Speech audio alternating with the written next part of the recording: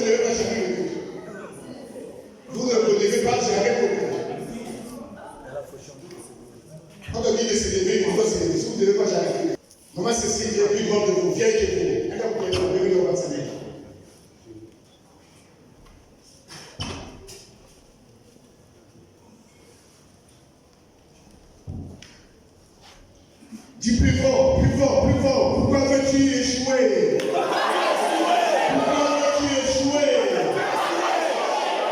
Et nous comprenons par là que notre Père qui nous réunit ce soir nous dit la grande récompense nous interdit d'échouer. Pourquoi veux-tu échouer? Pourquoi veux-tu échouer? Bien-aimé, quand on a dit en vieille personne, la grande récompense t'interdit d'échouer. Et ça veut dire quand on dit ça à une personne, ça veut dire qu'on a donné les moyens à cette personne pour qu'il n'échoue pas. Amen. On te dit la grande récompense ne permet pas que tu échoues. Ça veut dire je t'ai donné les moyens pour que tu n'échoues pas. Voilà pourquoi tu as posé la question à ton frère et à ta soeur. Pourquoi veux-tu échouer? Pourquoi veux-tu échouer? Et si on pose cette question, ça veut dire que tu vois que la personne a tous les moyens en devant de lui, mais il est en train d'échouer, il est en train de s'écrouler. Pourquoi? Parce qu'il n'a pas pris conscience.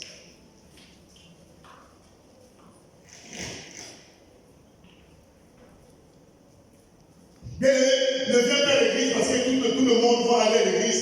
Ne viens pas me dire quelque chose de l'église. Non, on ne vient pas à l'église comme ça. Ne viens pas à l'église parce qu'on t'a dit que non, si tu ne vas pas à l'église, tu ne vas pas manger. Non. Mais on vient à l'église pour croiser une seule personne. Amen.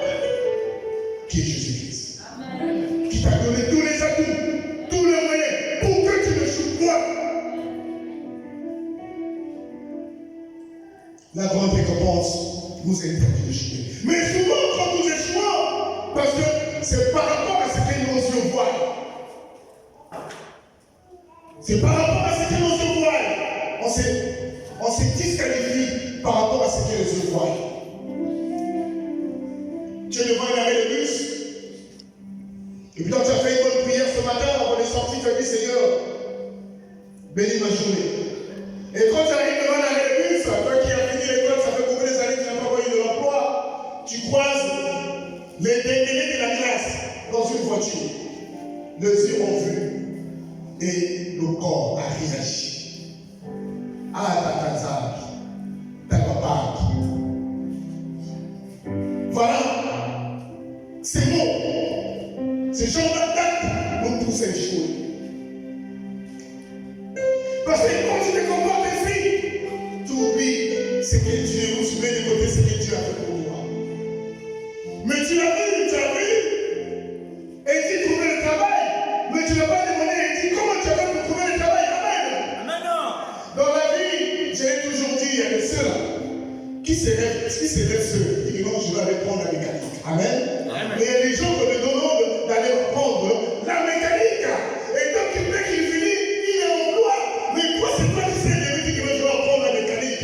Mais il y a des ceux-là qu'on a demandé d'aller passer une place pour apprendre la mécanique. Il y a des ceux-là qui n'ont jamais cherché le voyage. On a donné l'argent, on va faire le passeport, et après, le maître de l'église, il est parti en France. Donc, on vit personne. Et c'est ça, ce genre de raisonnement qui nous pousse à échouer. Quand on fait des raisonnements, on fait des rapprochements. Et c'est ce que nos oreilles entendent aussi. Nous vont chuter, nous vont échouer. J'étais pour toi bien à la maison depuis le matin. Tu sors des 40 jours de jeûne d'Esther. Tu as prié à Dieu de te donner ma vie. Et dès la sortie de ton jeûne, tu es à la maison, il y a une copine qui est dans le même diplôme que la solution qui vient vers toi. Eh, pas de mots. Et on va faire une tête que la samedi. Ah, tata, il nous salade. Même une tête aussi, parce que vous là. C'est sans ce genre de raisonnement qui nous pousse à échouer. Parce qu'on a laissé ouvertes nos oreilles aux Antilles. Et c'est ce qui nous fait échouer. La grande récompense nous interdit d'échouer. Si Dieu l'a dit ce soir, que la grande récompense nous interdit d'échouer, parce que si Dieu sait, par rapport à son sacrifice sur la croix, tu n'échoueras jamais. Mais pourquoi veux-tu échouer?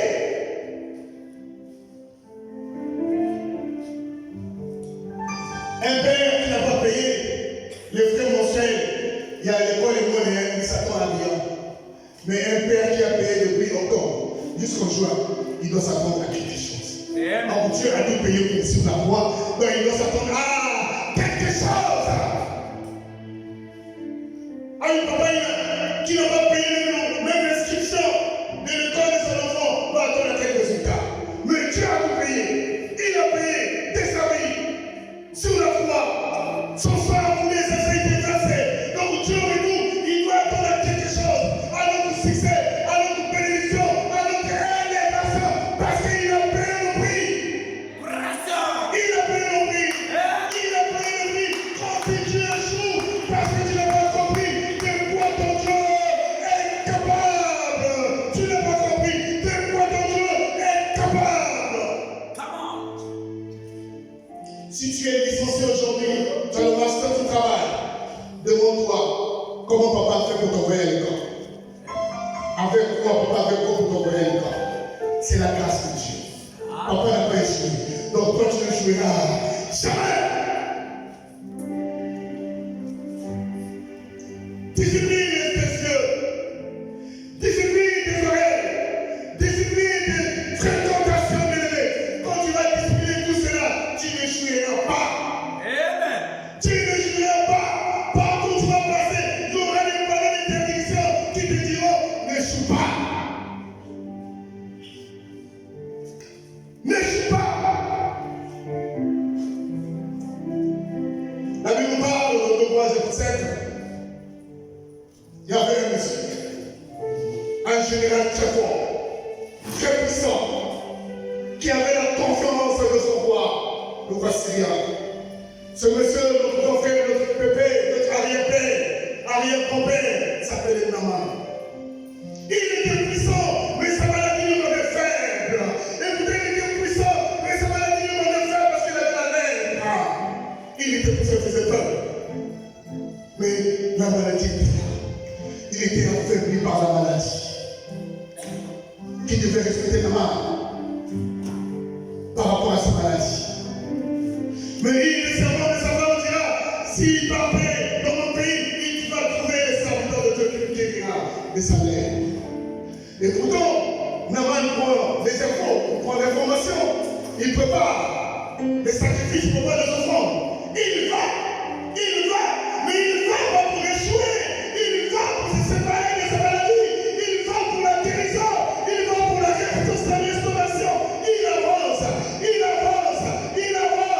Dès qu'il arriva, et lui envoyait quelqu'un dire qu'il aille se baigner dans le Jourdain. Amen. Là, le diable commence à parler. Dit en général, on voit, pas le protocole, mais on voit je ne vois même pas, je ne sais même pas qui vont me laver. Là, le diable commence à réagir. Pour que Naaman, lui qui a pris de bonnes résolutions, allait se séparer de sa reine, mais le diable parle. Qui est un général? Pourquoi veux-tu obéir à un ordre d'une personne que tu ne vois même pas, que tu n'as pas vu? Beaucoup de gens parmi nous ici, si nous échouons, parce que nous faisons mal à notre conclusion. Parce que nous osons. Parce que quelqu'un a dit, tu ne demandes pas, tu prends des résolutions. Nous échouons par rapport à cela. Beaucoup de gens échouent par rapport à leur comportement devant une situation. Beaucoup de gens échouent par rapport à leur comportement devant une situation. Quand la situation se présente, la personne est faible, la personne laisse ses oreilles, elle est soufflée par la voix du diable et la personne s'y rend. Il faut faire attention, bien-aimés. Aujourd'hui, le diable est amené, une personne qui peut t'amener en enfer. Le diable est amené de te donner un mari qui t'amènera en enfer. Le diable est amené une femme qui t'amènera en enfer. Mais c'est à toi, avec le discernement que le Saint-Esprit te donne, c'est à toi de réfléchir. Seigneur, et c'est une bonne femme. Amen. Ne cherche pas les vies pour une femme qui est ici. Parce que là, c'est parti, tu es obligé de ramasser, de faire, de rassembler, on ne sait pas les quoi. Mais il faut demander à Dieu. Amen. Dieu, quelle est la volonté, ta volonté dans la relation? Sinon, tu vas échouer. Et voilà comment je te répondais. Je te montrais les choses cachées que tu ne connais pas. Il faut demander, mais quand l'amour arrive vers nous, il nous rend aveugles. Et nous avançons comme des moutons. Et comme nous nous titulons, comme nous marchons vers les échelles. C'est une parole qui dit que Dieu m'a abandonné. Non, Dieu ne t'a pas abandonné. Mais tu n'as pas ouvert les yeux à la voix de Dieu. Combien de gens par nous peinent prier aujourd'hui?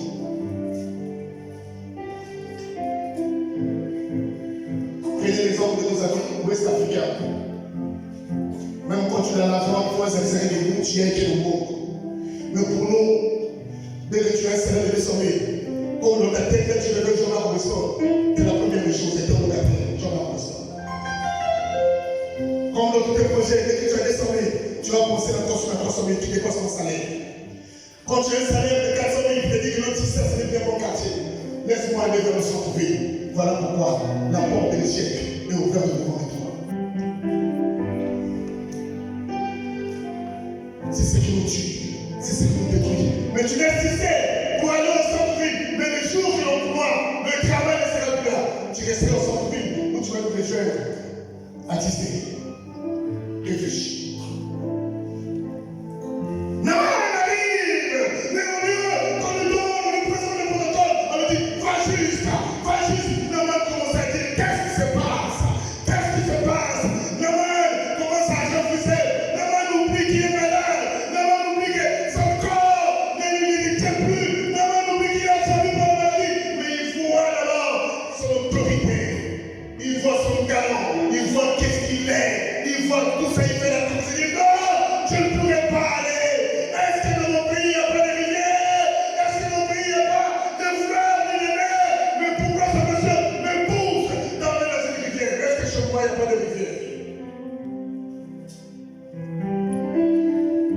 Sans ces moments qui nous échouent.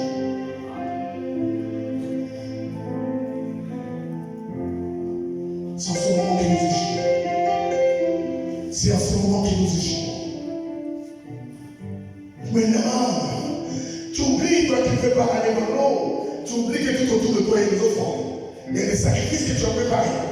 Et quand tu as préparé ce sacrifice, tu n'avais pas un carnival pour dire que non, tu vas aller là-bas, on va te faire ceci. Tu ne l'avais pas. Laisse Dieu contrôler ta vie. Laisse Dieu prendre la sur ta vie. Laisse Dieu te conduire vers le chemin de la guérison.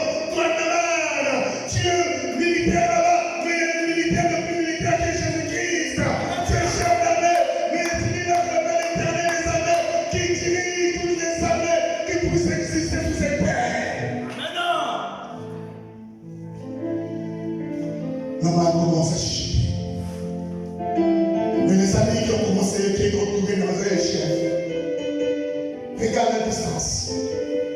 On a pris les bateaux, on a pris les véhicules, mais regarde la distance. Je trouve trouve pas le mal d'y essayer de s'échapper dans le Jourdain. Mais si quelqu'un te dit qu'il change de comportement, n'hésite pas. Amen. Ne dors pas, change de comportement. Amen.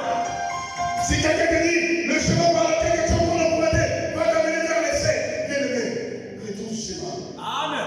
Va vers le chemin. Il n'y a qu'un seul chemin de droit. Amen. C'est grâce de Jésus-Christ. Il n'y a pas de choix. Si quelqu'un te dit que tu es dans le mal, laisse. Bien aimé, n'hésite pas. Laisse. Si tu diras que je laisserai demain, qui te laisserai demain, tu seras en vie. Amen. Qu'est-ce qui te rassure? Bien aimé, ne te laisse pas une t'amène dans l'échec à cause d'un morceau de pain. Parce que tu as reçu les appels que les gens n'ont pas mangé. Il n'y a rien de manger. Et que tu te tourmentes et que tu te laisses nager par l'échec. Non! Non, bien aimé. Même quand tu as une situation qui frappe au niveau de ta porte, qui frappe de ta famille, tu dois juste, comme ton grand-père l'a dit, l'Éternel me mangerait, je ne manquerai de rien. Ce n'est pas une invention, bien aimé. Comme l'Éternel te mangeait, tu ne manqueras de rien. Il ne manquera de rien parce qu'il est ton berger. Parce qu'il est ton berger, tu ne manqueras de rien.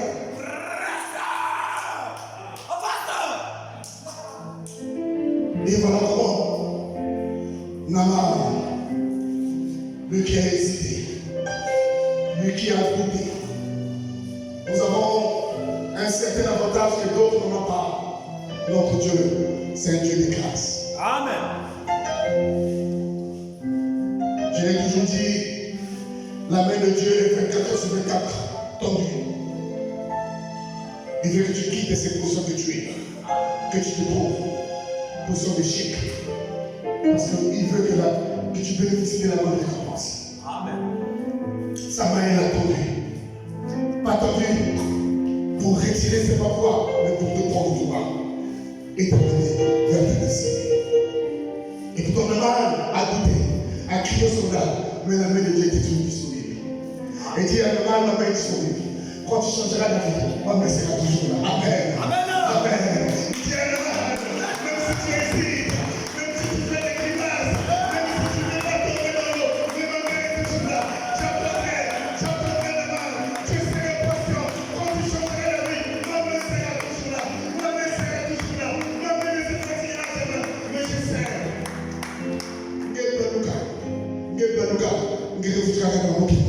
Amen. Et Naaman accepta de se jeter dans le Jourdain pendant 7 fois.